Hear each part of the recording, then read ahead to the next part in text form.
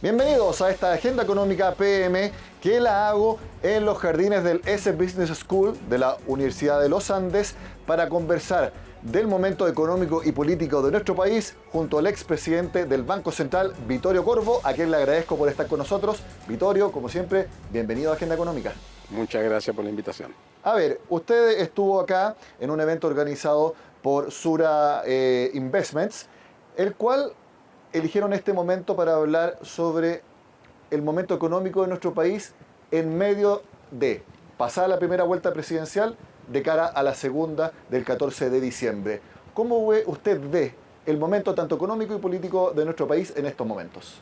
Yo creo que hay una oportunidad de comenzar a enfrentar los problemas que el país se ha ido quedando atrás en los últimos 10 años. Entonces, todo lo que tiene que ver con mejorar la seguridad, que la seguridad no solamente afecta la vida de las personas, que están muy preocupadas, el deterioro de su calidad de vida por tener que volver temprano a su casa, preocupados los hijos, pero también afecta la productividad y el trabajo, porque la gente tiene que retirarse antes, dejar trabajo a medias a veces, preocupado de lo que está pasando en su casa, o están en el trabajo pensando en cómo quedó protegida su familia o su hijo. Entonces, ese es un problema de seguridad que el país tiene que enfrentarlo. Y ayuda mucho que en la campaña haya estado en el frente de todo. Entonces no hay duda que hay mucho más intención de enfrentar ese problema. Entonces yo creo que está el problema de seguridad.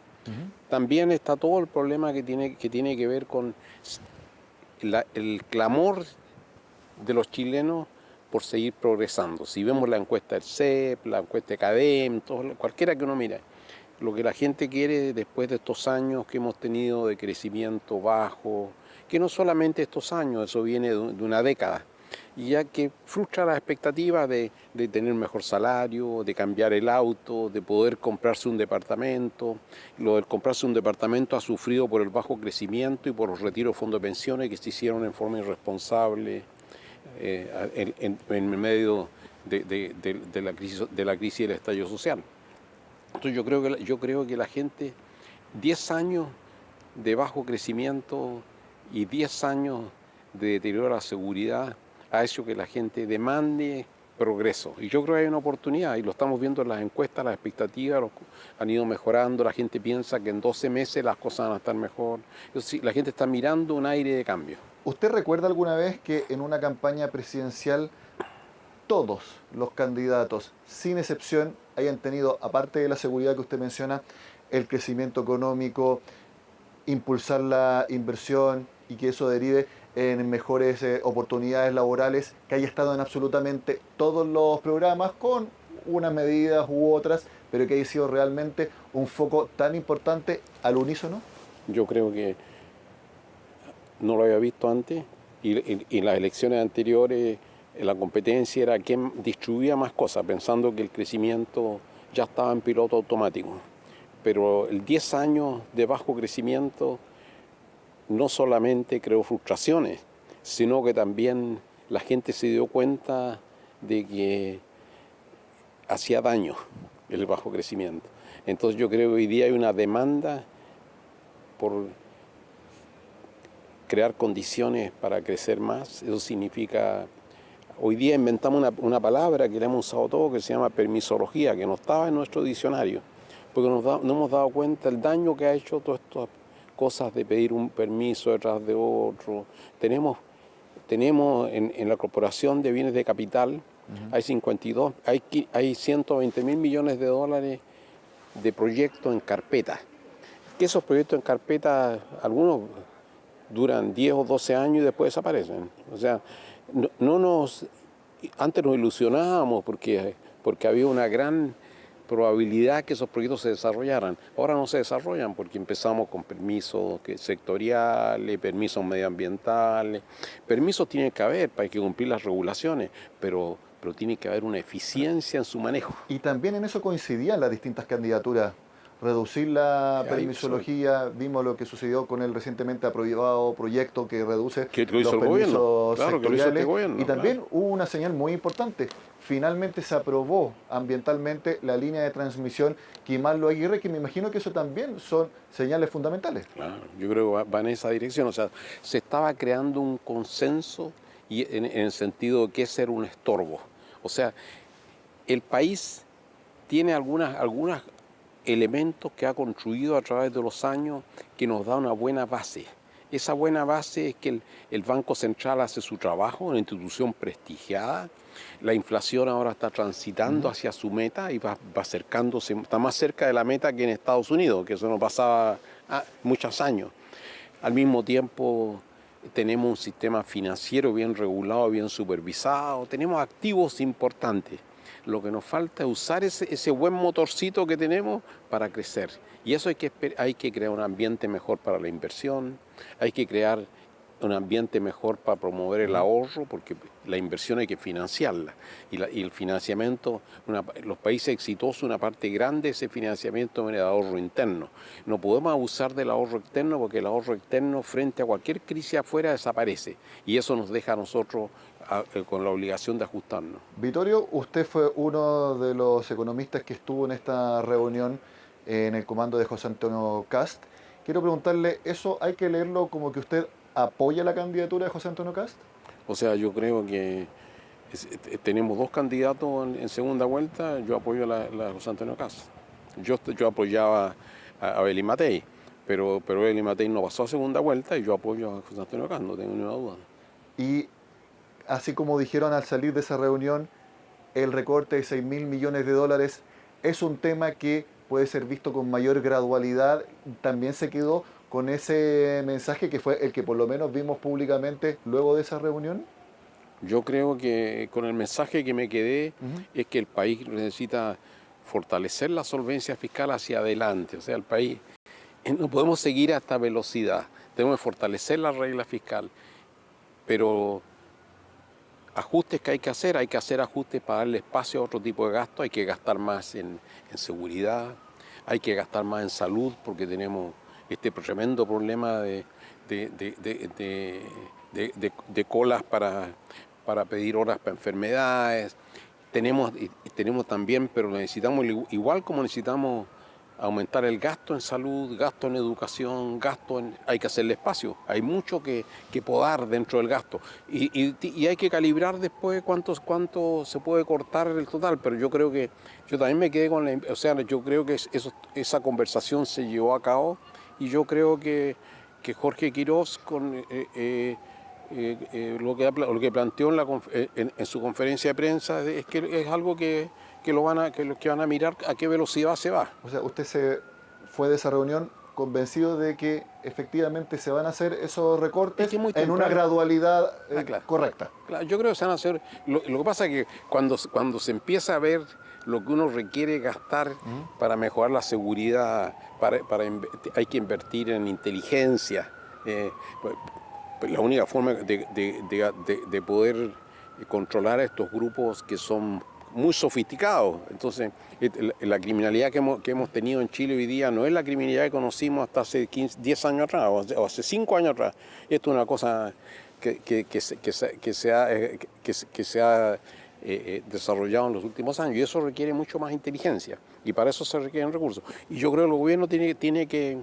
Hay problemas graves de crecimiento, de seguridad, y tienen que ir viendo cómo si se requiere gasto para eso y no están los recursos, hay que recortar en otro lugar. Entonces tienen que ver cuánto se recorta. ¿Qué le parece el programa económico de Janet Jara? O sea, no he visto un programa económico yo desarrollado, he visto ideas, ahora yo creo que si uno piensa en la parte de salario, que ella también lo hizo como ministra, ahí tenemos un problema nosotros grave, que tenemos una tasa de desempleo hoy día de 8,5%, faltan todavía como 265.000 empleos para recuperar la tasa de ocupación que teníamos antes de la pandemia. O sea, hay un problema en el mercado laboral, como lo dice David Bravo en forma correcta, que hay una emergencia laboral. Entonces, no sacamos nada con subir los salarios si no va de la mano con los aumentos de productividad y con inversión y con crecimiento. Por lo que menciona entonces esta propuesta de los 750.000 pesos de ingreso vital, independiente de que sea parte, alza del salario mínimo, también fondos estatales y otro tipo de subsidios, si no va eso con una mayor productividad, ¿va a generar más desempleo?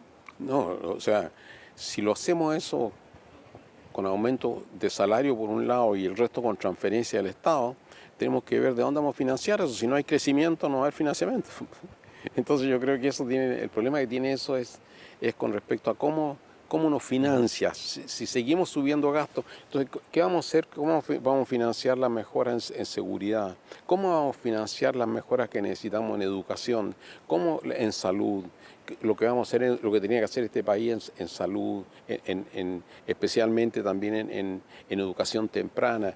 O sea, tenemos unas tremendas demandas por gasto público y también por mejora de eficiencia en el Estado para hacerle espacio a estas cosas. Sí, y ahí hay un problema, porque ella ha mencionado que no va a hacer recorte fiscal y tampoco va a subir impuestos. Entonces, la pregunta es, ¿de dónde vienen esos recursos? Bueno, no hay duda que es algo que tiene que ver cómo se hace la cuadratura, pero yo no la veo. Pero, o sea, yo creo que es una buena política en Chile, por ejemplo, algo que nosotros propusimos en el estudio del puente, es, por ejemplo, reemplazar todos estos programas de apoyos que hay hoy día, hay cientos de programas, algunos de ellos muy mal evaluados, reemplazarlo por un impuesto negativo al ingreso, que es parecido, que la gente tiene...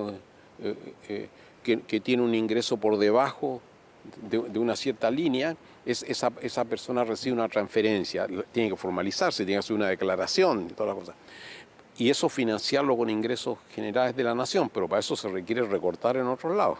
En los países de la OECD, los ingresos que se generan antes de impuestos y transferencias, esa distribución, la distribución de Gini de los ingresos, y la que se genera después de las transferencias y los impuestos, son muy distintas, porque las transferencias van a los grupos que más lo necesitan y los ingresos pagan más los grupos de más arriba.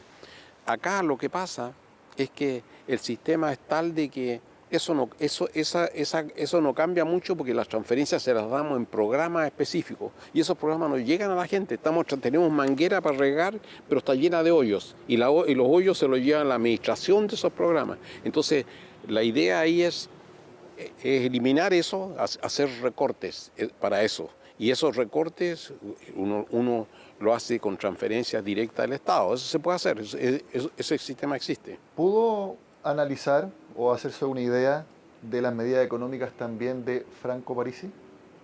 O sea, las cosas que vi yo de Franco Parisi, eran más que todo, muchas de ellas eran ideas de transferencias. O sea, ¿cómo se van a financiar esas transferencias? O transferencias o bajar impuestos, bajar el IVA a los pañales, bajar el IVA a los alimentos.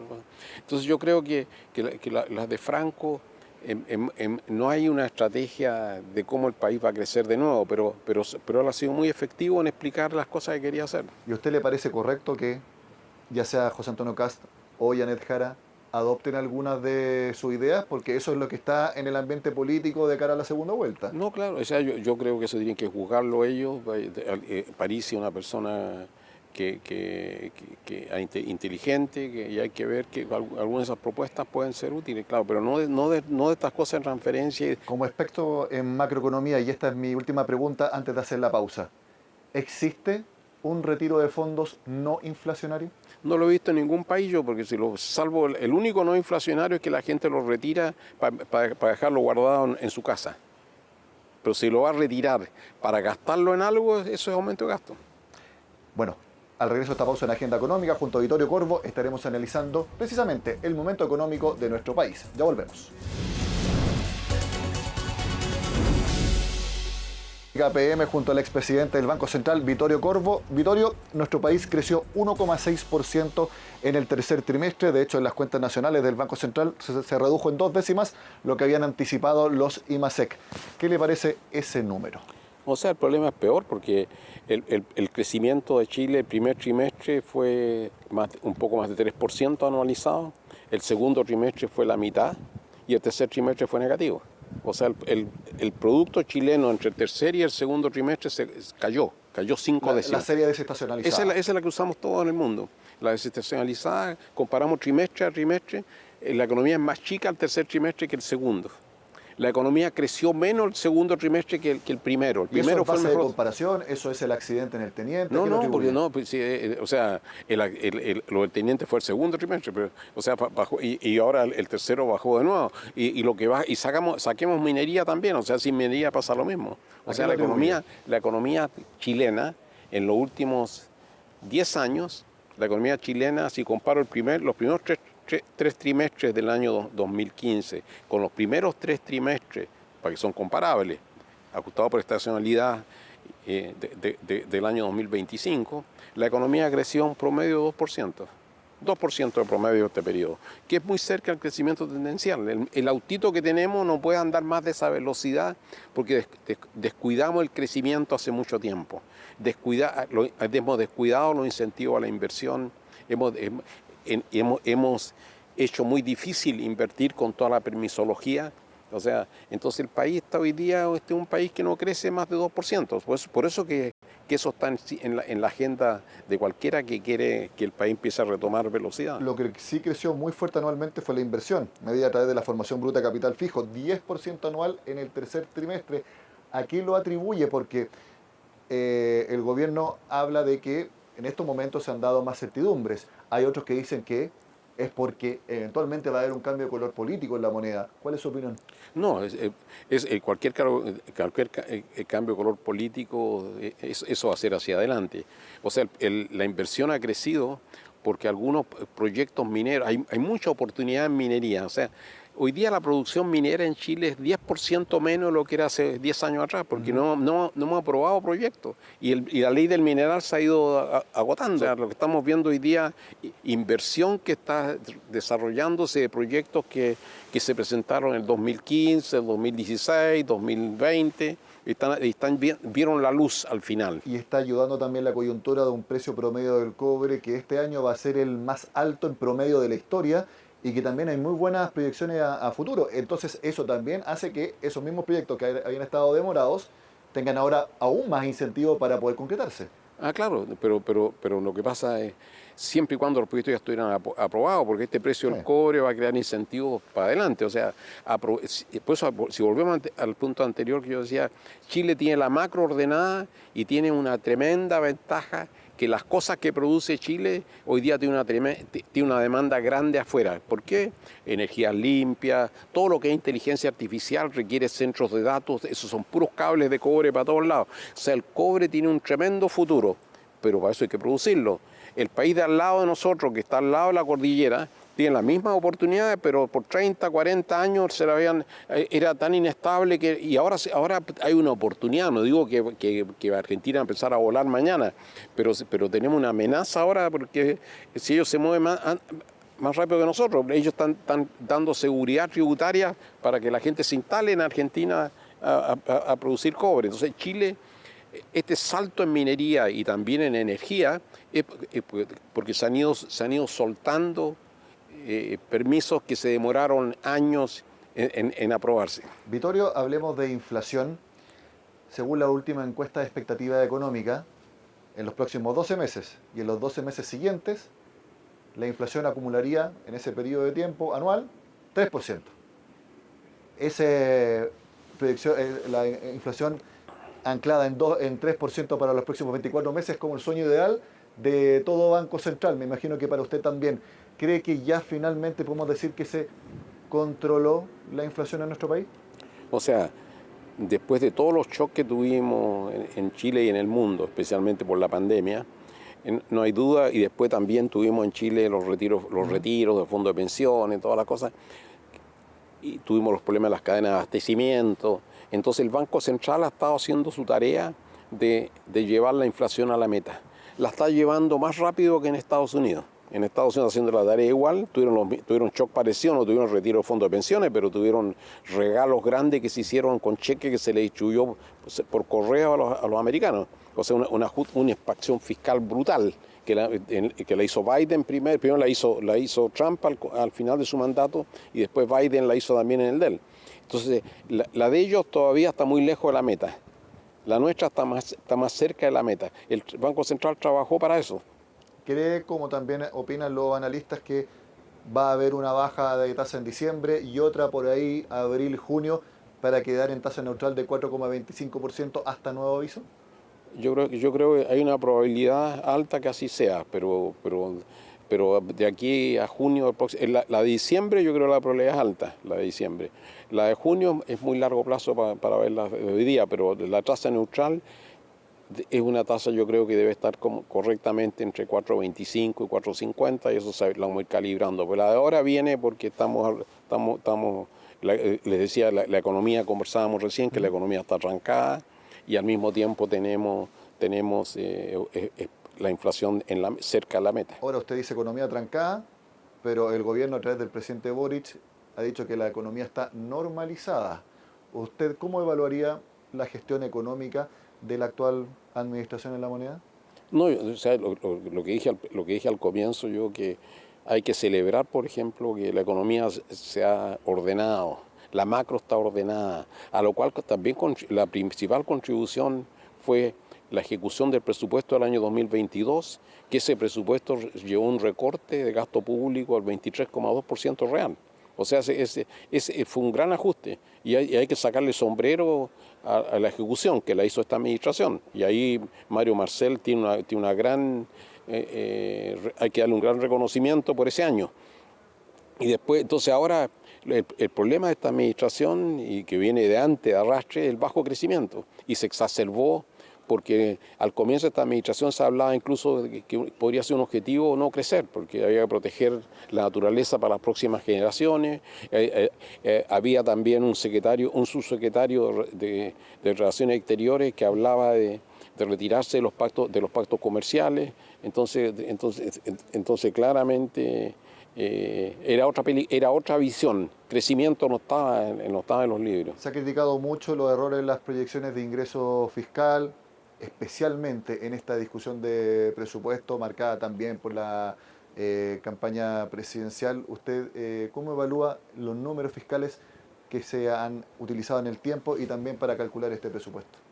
O sea, en todas partes hubo dificultad en la cifra económica después de la pandemia. En todas partes hubo dificultad. Entonces yo creo que en Chile también hubo más todavía, pero se aprendió. O sea, se pidió una asesoría, el Fondo Monetario hizo una asesoría, cómo proyectar los ingresos sostenibles, entonces, porque lo que da la forma que se construye el presupuesto en Chile, hay que tener una estimación primero de los ingresos sostenibles a un cierto precio del cobre y a un nivel de producto parecido al potencial.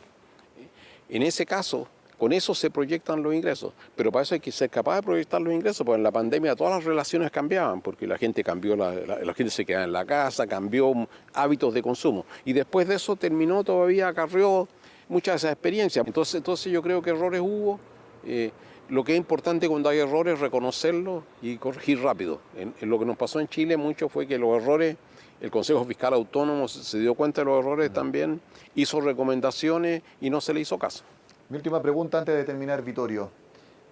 ¿Usted cree que vamos como país a ser capaces de no superar el límite prudente de 45% del PIB de la deuda pública?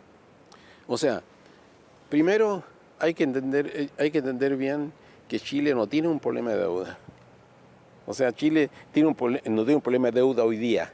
Si seguimos en la forma que vamos, de crecer, de tendencia, si Chile tiene 42% de deuda, 42,3%, lo que sea.